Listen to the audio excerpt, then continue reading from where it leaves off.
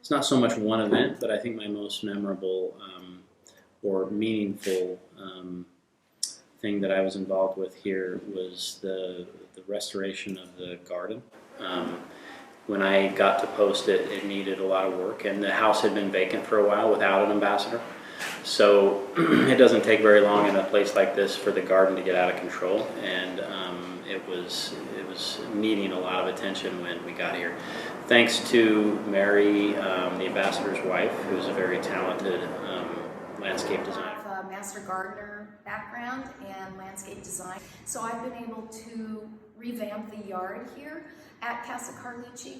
It was what I call good from far, but far from good, and it has great bones, as does this beautiful home. It has wonderful bones, and so for the last 2.5 years, George and I have been able to really get our hands dirty and dig in the garden, and we planted over 1,500 plants, new plants and flowers here in the garden.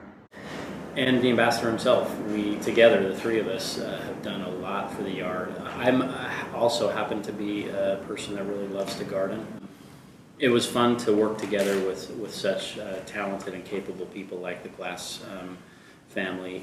Together with them, we were able to accomplish a lot. We did a lot of planting, a lot of pruning, moving around some of the features.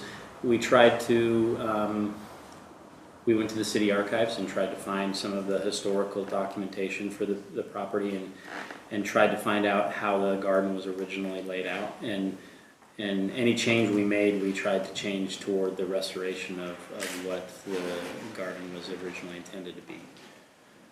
We were able to find drawings that showed the property lines, the house perimeter, but very little historically that was older than 30 or 40 years that showed the layout of the garden. Yeah, the tennis court was originally set up as a helipad that was deliberately put in at the time that Frank Carlucci was here, because it was such a tumultuous time in Portugal.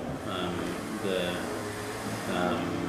revolution was happening, the dictatorship was ending, and Frank Carlucci played an important role with that development of Portugal moving toward democracy. The swimming pool was a water holding tank for in case utilities cut out. So conveniently both placed in a way that could be turned into some really nice yard features. So a tennis court and a swimming pool now.